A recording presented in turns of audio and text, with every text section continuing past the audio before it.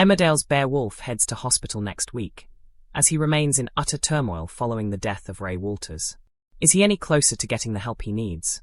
Just when it seemed that Bear was taking tentative steps forward with his recovery, news of Ray's burial sends him into a spin again. The drug dealer is laid to rest. Bear opens up to Aaron, hoping to move forward from the moment that saw him choke Ray to death. But it's not going to be that easy. Ray's funeral is a painful reminder of what Bear has been through, begins our Emmerdale insider. He's struggling to put his nightmare behind him, and the guilt of taking another person's life is utterly overwhelming. Bear was subjected to appalling abuse and manipulation at the hands of Celia and Ray, and there are others who can sympathize with his situation. Let's hope this helps to pull him back from the brink, before it's too late. Worried about Bear's fragile mental state, Protective Paddy is desperate to hide the fact that Ray's funeral is due to take place. Having been charged with manslaughter, Bear is still trying to process the trauma of the last few months and make sense of his actions that led to Ray's demise. Bear is also struggling with withdrawal from the painkillers that Ray got him hooked on while he was enslaved, adding to his feelings of anxiety.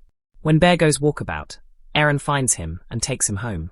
All too aware of Bear's recent struggles, Aaron can see he needs to offload.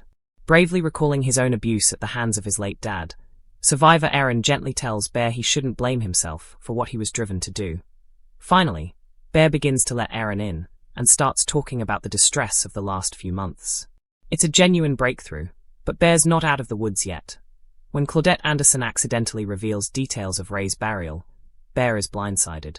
Reminded of how he actually cared about Ray, he decides he wants to be part of the small service, which only Claudette, her son Charles and Laurel Thomas are attending. Laurel's not sure Bear is strong enough, but he insists, which causes friction with his family. Paddy is fuming when he discovers that Bear witnessed Ray's burial. Our insider continues. This is the last thing his dad needs. He has a massive go at Laurel for allowing it, then Bear flips at Paddy. Talk about emotions running high. Bear storms off and hits the bottle, and is later found by Laurel. Distressed and craving his sleeping pills, Bear takes himself to the hospital with a cut hand. But will he get the help he needs? And with a prison sentence looming, who can help Bear through his pain? Bear Wolf has always prided himself on strength. A former wrestler, a larger-than-life presence, a man who built his identity around resilience and bravado. But the past few months have shattered that image beyond recognition. Held captive, manipulated, drugged, enslaved, betrayed, and ultimately forced into a confrontation that ended in death. Ray Walters, the very man who exploited Bear's vulnerabilities and fed his painkiller addiction, died at Bear's hands when Bear choked him in a desperate struggle for freedom. Though charged with manslaughter, Bear has barely begun to process the trauma of what he endured. Outwardly, he tries to carry on. Inside, he's drowning. The funeral that reopens everything.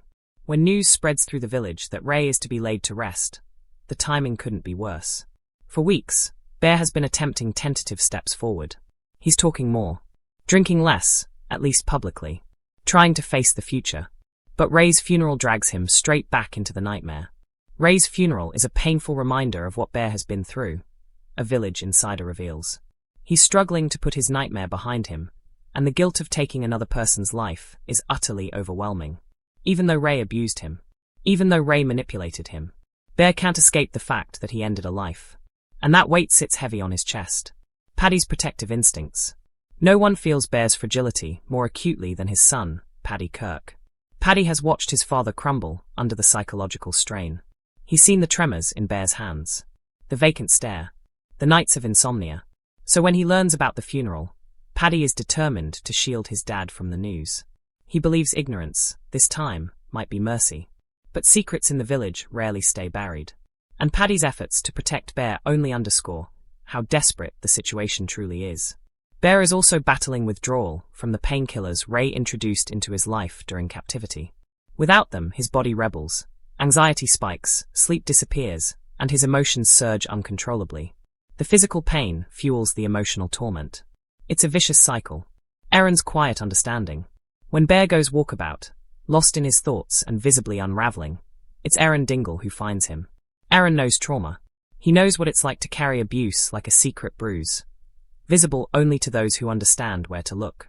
Back at the house, Aaron gently steers the conversation toward his own past. He talks about his late father, Gordon, about the abuse, about the shame and self-blame that followed. It's not an easy admission, but Aaron senses Bear needs to hear it. You shouldn't blame yourself for what you were driven to do, Aaron tells him quietly. For the first time in weeks, Bear listens. He talks, haltingly at first, then with more honesty than anyone has heard from him since the ordeal began. He speaks about Celia, about Ray, about the manipulation, the humiliation, the confusion. It's a breakthrough, but it's fragile, and it's about to be tested. A shocking revelation. The truth slips out accidentally. Claudette Anderson mentions details about Ray's burial in passing, unaware that Bear has been kept in the dark. The words hit like a punch. Ray's burial. It's happening. And Bear wasn't meant to know. The emotional whiplash is immediate. Strangely, amidst the anger and betrayal, another feeling surfaces. Something Bear didn't expect. Grief. Because as twisted as it sounds, Bear did care about Ray once. Before the manipulation. Before the abuse escalated. There was companionship. Shared stories. Trust, however misplaced. And now Ray is gone. Forever. Bear decides he wants to attend the small service. Claudette, her son Charles Anderson, and Laurel Thomas will be there. Laurel hesitates. Is Bear strong enough? But Bear is adamant. He needs closure. Emotions explode. Paddy is furious when he discovers Bear attended the burial. This is the last thing he needs, he insists, rounding on Laurel for allowing it. Laurel tries to explain that Bear deserved the chance to say goodbye, however complicated that goodbye might be. But the confrontation ignites something volatile. Bear overhears, and he flips. Emotions that have been simmering for weeks finally boil over. Bear lashes out at Paddy, not physically, but with raw, unfiltered anguish. He doesn't want to be handled. He doesn't want to be hidden from reality. He wants to face it, even if it destroys him. The bottle beckons. After the argument, Bear storms off. The village pub offers temporary numbness. One drink becomes several. The alcohol dulls the guilt, softens the sharp edges of memory, but it also lowers his defenses. Later, Laurel finds him alone, glass in hand, staring into nothing. He's not angry now. He's hollow. He confesses he can't sleep, that he misses the pills, that his body aches, not just physically, but emotionally. Laurel listens, gently, without judgment, but listening may not be enough. Desperation at the hospital. As the week progresses, Bear's withdrawal symptoms worsen. Sweats, shakes, insomnia. His thoughts grow darker. When he accidentally cuts his hand in a moment of frustration, the injury becomes an excuse, or perhaps a lifeline. He heads to hospital. It's not just the cut he wants treated. It's everything. The guilt, the anxiety, the craving for relief. Standing in the sterile corridor, Bear looks smaller than ever before. For a man who built his life on physical strength, admitting he needs help feels like another defeat. But this time, it might be his only hope. Prison looming. Adding to Bear's torment is the looming prison sentence. Charged with manslaughter, he knows his future hangs in the balance.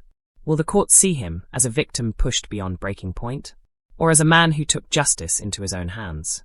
The uncertainty gnaws at him.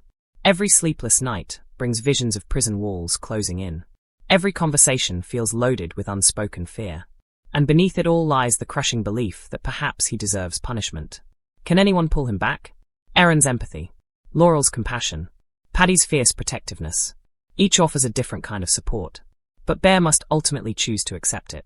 He must choose to fight for himself, not just physically, but emotionally. The hospital visit may mark a turning point. Or it may reveal just how deep the damage runs. The insider warns. Bear was subjected to appalling abuse and manipulation at the hands of Celia and Ray. There are others who can sympathize with his situation. Let's hope this helps to pull him back from the brink, before it's too late. A village holding its breath. As the week draws to a close, the village watches and waits. Paddy fears every phone call. Aaron hopes his words reach deeper than he realizes. Laurel worries that encouraging Bear to attend the burial may have done more harm than good. And Bear? He stands at a crossroads. One path leads to isolation, addiction, and self-destruction. The other requires vulnerability, therapy, honesty, and the painful process of confronting trauma head-on. For the first time in months, he's in a place designed to help. But hospitals can only treat what patients are willing to reveal. Will Bear finally open up fully? Will he accept professional help? Or will pride and guilt push him back into darkness?